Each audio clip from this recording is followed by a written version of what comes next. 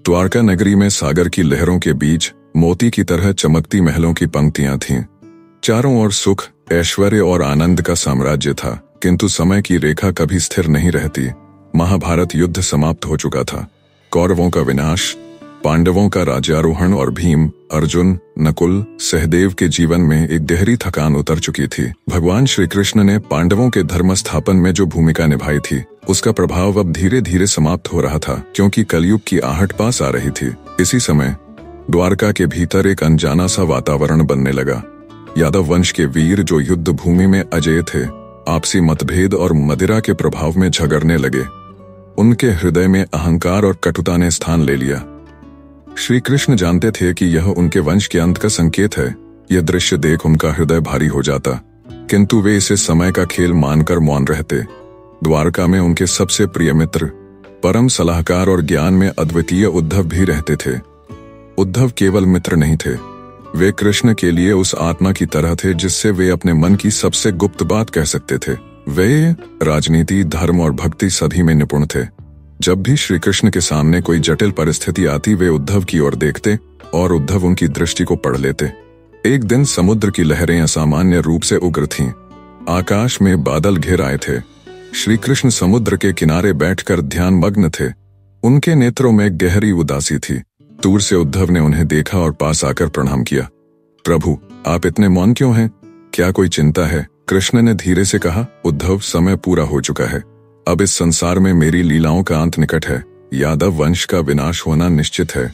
मैं नहीं चाहता कि तुम इस विनाश को अपनी आंखों से देखो। उद्धव चौंक गए। प्रभु, क्या मैं आपके बिना रह सकता हूँ? आपने मुझे हर समय अपने साथ रखा है, मुझे अपने अंतरतम में स्थान दिया है। अब आप मुझे दूर भेज देंगे? कृष्ण ने गहरी सांस ली।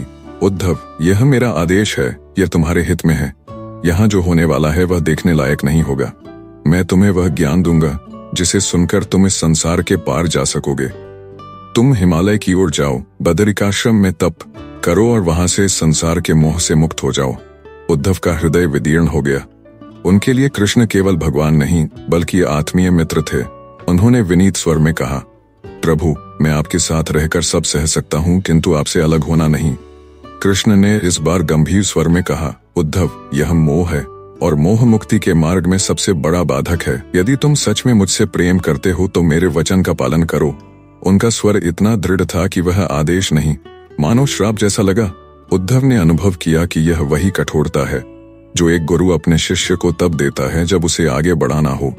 कृष्ण ने उन्हें समुद्र किनारे बैठाकर उपदेश देना शुरू किया। यह उपदेश आगे चलकर उद्धव गीता के नाम से प्रसिद्ध हुआ। इसमें उन्होंने भक्ति, ज्ञान, योग और वैराग्य का अद्भुत संगम प्रस्तुत किया। उन्होंने कहा, उद्धव, संसार में सब नाशवान है। शरीर, संबंध, ऐश्वर्य सब समय के साथ विलीन हो जाते हैं। केवल आत्मा शाश्वत है और वही परमात्मा से एक हो सकती है। जब मनुष्य यह समझ लेता है कि वह केवल एक यात्री है, तब उसे कोई दुख या सुख बांध नहीं पाता। उद्धव ने हर शब्द अपने हृदय में उतार लिया। फिर भी उनकी आंखें नम थीं। वे बार बार सोचते, क्या सच में यह हमारे साथ का अंत है? कृष्ण ने उन्हें आगे कहा, उद्धव, तुम मेरी लीलाओं के साक्षी रहे हो और यह तुम्हारा सौभाग्य है, किंतु अब वह समय आ गया है जब तुम्हें भी इस देह को केवल एक साधन मानकर आत्मा के मार्ग पर चलना होगा। मैं तुम्हें वह ज्ञान दे रहा हूं जो तुम्हें जन्म मृत्यु के बंधन से मुक्त कर देगा। उनकी वाणी मधुर थी, किंतु भीतर एक गहरी पीड़ा थी। समुद्र की लहरें मानो इस विदाई में अपना विलाप कर रही थीं। सूर्य धीरे धीरे अस्ताचल की ओर झुक रहा था और उसका लालिमा भरा प्रकाश कृष्ण के मुख पर पड़ रहा था। जब उपदेश समाप्त हुआ, कृष्ण ने कहा, अब जाओ उद्धव, अभी जाओ, पीछे मुड़कर मत देखना। यह शब्द सुनकर उद्धव का हृदय जैसे चीर गया। यह केवल आदेश नहीं था, यह उस प्रेम का कठोर रूप था जो किसी को उसकी नियति की ओर धकेल देता है। उन्होंने कृष्ण के चरणों को पकड़ लिया और कहा, प्रभु, यदि यही आपकी इच्छा है तो मैं चलूंगा, किंतु मुझे वचन दीजिए कि आप सदा मेरे हृदय में रहेंगे। कृष्ण मुस्कुराए, उद्धव, मैं कभी तुमसे दूर नहीं जाऊंगा। जब भी तुम मुझे स्मरण करोगे, मैं वहीं रहूंगा। उद्धव ने आंसुओं के बीच चरण स्पर्श किए और धीरे धीरे वहां से चले गए। समुद्र की लहरों की आवाज उनके कानों में गूंज रही थी, मानो कृष्ण के शब्द बार बार दोहरा रही हों, अब जाओ, पीछे मुड़कर मत देखना। उद्धव हिमालय की ओर बढ़े और वहीं बद्रिकाश्रम में तपस्या में लीन हो गए। उन्होंने वह ज्ञान आगे की पीढ़ियों तक पहुंचाया। कृष्ण का वचन उनके लिए आजीवन मंत्र बन गया।